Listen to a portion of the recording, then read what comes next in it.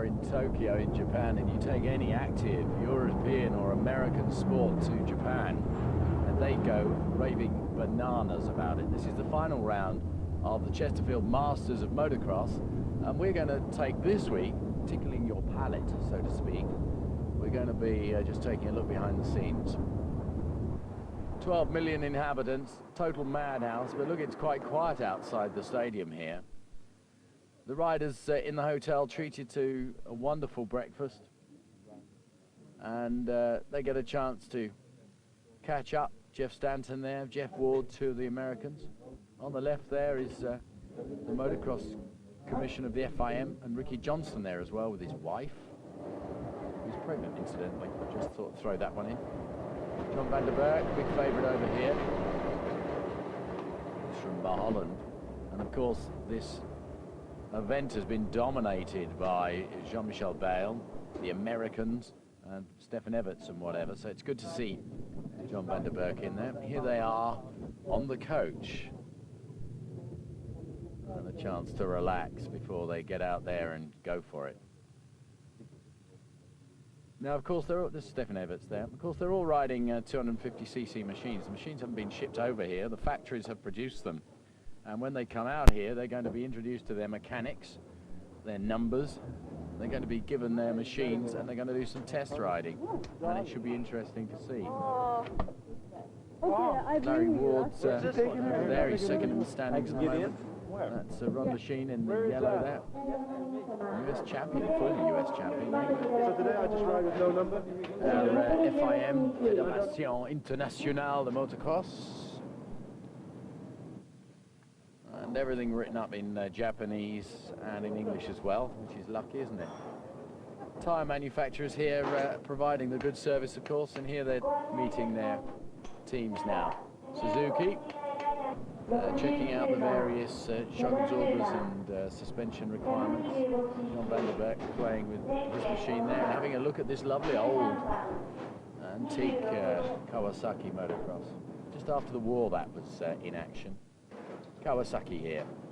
Well, while they're checking it out, we'll go. Well, for those of you who've been following the Chesterfield Masters of Motocross, this is the exciting final, and this is where 22,000 people have turned up to watch the best motocross stroke supercross riders in the world, all riding 250cc machines, to see who is the best in the world. Started in France, went through Italy, through Spain, Monte Carlo and Holland, and here we are in Tokyo, Japan. Let's have a look at the standings. Jean-Michel Bale way out in front at the moment, despite missing a couple of events through injury and other problems. Larry Ward in second place. 15 seconds to go before the first heat. And top three riders will go straight into the final, and then the others get another chance to get through. Now, let's have a look. Stefan Everts is in this one. Whoa! Now, there's a bit of a pile-up. I think that was Stefan Everts in that pile-up. I hope not. It'll be a real disappointment for him. It is Stefan Everts. What a disappointment for the young lad. Yeah, you can see he's way down. So that has left number 11 out there, Greg Albertine, in front, and with a strong commanding lead as well at this stage. And 31 is one of the Japanese riders. 6 is Jeff Ward. And, well, there's Stefan Everts. Wow, he's starting to power his way up through the field already. I don't think he's going to be able to get back into the top 3, which is what he needs to do to get an easy ride through into the final. And what a great circuit this is, with the crowd just banked up all the way around there. Here's Everts now, pushing hard. He's got to fight with some of these back markers to get through there. The young 125cc world champion. 18 years of age, he's one of the youngest riders out there. Number 11 is Greg Albertine, and he takes the checkered flag. Larry Ward gets a second. Does Stefan Everts get a third? Yes, he does get a third. Well, lucky stuff for Stefan Everts. Well, no luck involved. There's just good, solid riding there. Now then, time to find out what the managers think about the proposed World Championship Series. It depends on the organization. I mean, it's new. We don't know how solid, what's the date going to be, and how many countries, and how it conflicts or doesn't conflict, where it lies in the schedule after our series in the States. And so we'll just have to analyze what kind of coverage they're going to have for this series, and if it's going to be televised in the United States, which is, our team is funded by American Honda, and then weigh out the possibilities. The idea itself is kind of novelty. It's very interesting that they would finally have a World Supercross series to me.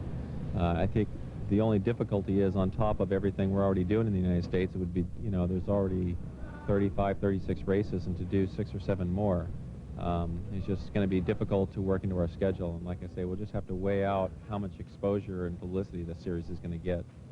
I think it all depends on the concept the FIM can propose to the factories. If it is very well prepared and with good television support, I think the factories are happy to support this new Supercross World Championship. As long as the money is there from the rider's standpoint, I know they would be interested. I know from the manufacturer's standpoint, if the television is there, they would be interested, especially if it's network television. They're not so interested in cable broadcast. They need the kind of penetration that they get with the network television. But yeah, there's always some possibility. I mean, it's going to carry a World Championship series, just in name. It's going to carry a lot more status for the riders, all the competitors, than our domestic series would carry, even if our domestic series was more events and it had more quality riders in the series. Just by name alone, a World Championship series is going to sound a lot more important. And from everything we've seen from the television exposure in Europe, how everything is aired in Europe, that carries a lot of weight too, as far as everybody getting their names seen, which is important. And for the sponsor involvement also. Seems to be a lot stronger in Europe. So the manager's fairly keen. We're going to have a chat with the riders later on about this proposed World Supercross Championship Series. And let's hope it happens. Okay, this is Heat 2 now. And, well, Donny Schmidt, number 9, we haven't seen much of him over here in Tokyo, but he's going well out there now. Keep your eye open for Jeff Stanton. I don't know who that was down there. There's Jeff Stanton on the right. He's chasing Donny Schmidt, number 9. Jeff Stanton 3, as I said. Larry Ward, number 16, is in there somewhere as well. Now, let's have a look. Jeff Stanton won't be happy to be behind Donny Schmidt for long. He is the king of Supercross, apart from Jean-Michel Bayle. And let's have a look and see whether the king can now depose Donny Schmidt going, and he's gone through on the outside and just shut the door on Donny Schmidt, and the champ goes into the lead there. Jeff Stanton, 23 years of age, a star and a legend in his own lifetime. The 1989 and 1990 250cc USA Supercross champion, and the man 3 times chosen for the USA national team. And we can see how some of the local riders here don't like these jumps very much. Oh, nearly lost various parts of his body that will be important to him. Right, let's have a look. Stanton absolutely flying at this stage. And the only man to depose Stanton this year was Jean-Michel Bayle, and they had an absolutely superb battle over in the States. They really did in all of the Supercross. And it's been a good battle here when they've met in their finals as well. And Stanton playing to the crowd again, as he always does. Now, we haven't seen that much of Larry Ward yet. The camera's concentrating on this absolute legend that the crowds love. They cheer him every time he flies through the air, and he plays to the crowd, looking back at them. A little bit of pantomime when he knows that he's well clear. A true professional. 1 lap left to go in this second heat. Jeff Stanton well on his way through to the final by the look of it. And if you look at the actual lap times that the guys are putting in, Jeff Stanton at the moment has got the fastest lap time out of all of the heats, all of the riders in the heats. But of course, he's slowed down at this stage. Now, we're going to have a chat with Jeff Stanton. These are the results, but we're going to have a chat with him about the proposed World Championship Series. Guys like ourselves, we race so many races in the States. You know, we race 18 Supercrosses and then, 14 or 15 Nationals. And we don't want to do that many races. That's basically why I'm not doing very many races this year. just too much racing for us. I mean, if there was money involved in it, it was worth our time, worth our manufacturer's time, my mechanic's time, to go all over the world and race 6 more races at the end of the year, I might do it, but all the circumstances would have to be just right. Well, Stanton, I reckon we pay him enough money, he'll do it. Let's find out what Donny Schmidt thinks about the World Championship Series. What we're normally paid after the major season, because right now our start money for a lot of the international races after the season is pretty high, and this is the time where we make our prize money for the year. And I think if they can post a good start money for us riders, I think it's going to be a great series. You'll be in it? Yeah, if the start money's there, heck, I'll be there. I think it sounds great. I'd love to participate in a World Supercross series. I think it would be great for the sport, and you know, I think it would be a plus.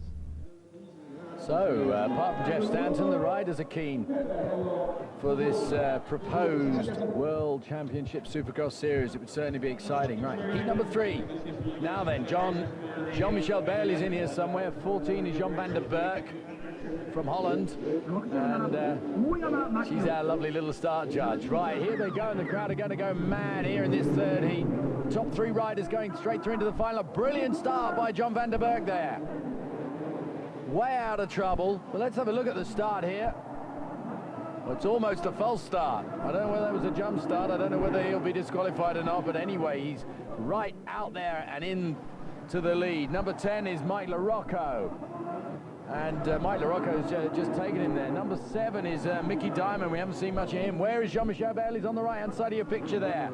On the big Honda. Funnily enough, a Frenchman riding for American Honda. What an anomaly that is, and what his whole season has been fantastic, and he's really shown the Americans a clean rear drive tyre. And he's coming through here now, starting to make a big impression on Mike LaRocco. And once he gets out in front, this man is just unbeatable, as we've found out. That's why he wears number 1. He is the number 1 in the world today. Jean-Michel Bayle from France out in front. Nothing that Mike LaRocco can do about it. Unfortunately, he's going to retire as he takes the checkered flag. He's going to retire and do some road racing next year. We had a chat with Jean-Michel Bayle. Here are the results. Good Japanese result for third. Séjour au Japon, c'est aussi l'occasion de faire Jean-Michel Bayle here, business. just telling us Pour moi, oui, pas pour les autres, mais that actually he's enjoying himself here in Japan, because it's a really good opportunity for him to have a chat with a lot of the Japanese constructors and put some deals together, ready for what he calls his project of Vitesse. Ça s'est très bien passé, malgré la pluie. And he's going to go very, very fast when he starts road racing next season. So everyone here at Go wishes him a lot of luck. We're going to take a small break. We'll be back with the final of this later on in the program. That says it all. Welcome back to Go. Peter Noyes-Thomas with you here for one of the most exciting events. That's Ricky Johnson there. His farewell tour. And the man who won the event in 1982, and they're making a presentation and saying he's retiring now, and he's saying goodbye to the fans. Listen. Started in 1982, where I won my first Supercross in Tokyo.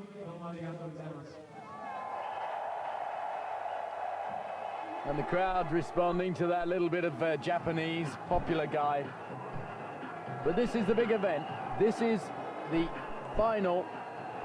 They're just preparing the track. Ricky Johnson's going to be doing some stadium racing, probably. There goes the old wave, look. Probably some stadium car racing, something like that. But here we go with the big final.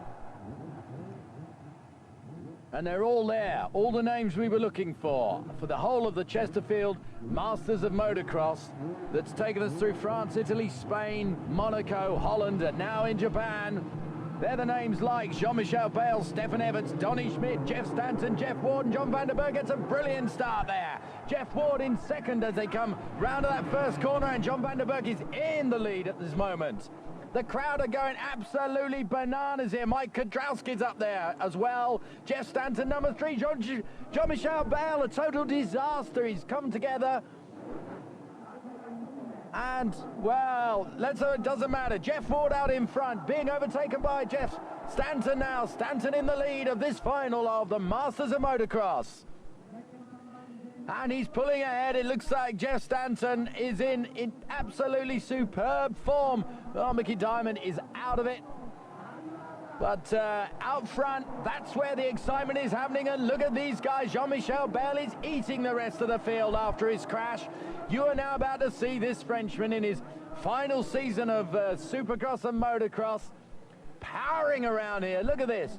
He's faster, he jumps longer, he comes out of it faster too. And that was Mike LaRocco he was overtaking there on the green Kawasaki machine. So Jean-Michel Bell chasing hard, trying to get up on Greg Albertine, number 11 there. And there's John Vanderberg having a great battle with Stefan Everts there. Number 5 is Everts on the outside. Vanderberg, they're absolutely side by side on identical machines. And it's the man who takes the best line who's going to get through. And that was Stefan Everts taking the fast outside line and absolutely powered past John Vanderberg. The leader of the final of the Masters of Motocross, Jeff Stanton, airborne as always, concentrating hard and absolutely pulling the field apart and tearing the crowd apart. They cheer him every bump, every run of the way. Every time he flies, the crowd cheer as well. And what a great season he's had. Jean-Michel Bale has had a lousy end to this series. He fell a couple of times. Holland, while he was practicing, the bike fell on his back a couple of times. He's been with painkillers and whatever. Anyway, here's another battle. Jeff Ward and Larry Ward. And this is, as you can see, for second place. And Jeff Ward chasing him hard at the moment. This is a great circuit for these fans. 22,000 Japanese here cheering on their idols of motocross and supercross. And he's getting even closer. So we know who's going to win this event, barring any problems. The battle and the excitement now is for second place in Japan here. And Jeff Ward on the Kawasaki, chasing Larry Ward on the Suzuki. And he's just keeping that buffer. Once again, he stalled. He must have missed a gear there or something on the outside. Larry Ward, and Jeff Ward goes through on the inside. So it's Jeff Stanton from Jeff Ward from Larry Ward. And Jean-Michel Bale is rejoined, and after all those problems, he's still sixth. I wonder where he's going to end up. Stefan Everts, where is Stefan Everts? We haven't seen him for a while. Out front there is Jeff Stanton. Stefan Everts is back in about 6th or 7th at the moment. No sign of Donny Schmidt either. And that's Mike LaRocco that they're lapping there, number 10. Just one lap to go in this Chesterfield Masters of Motocross. And look at Jeff Stanton. He's out for a Sunday afternoon ride here. He's just taking it easy. And through he comes.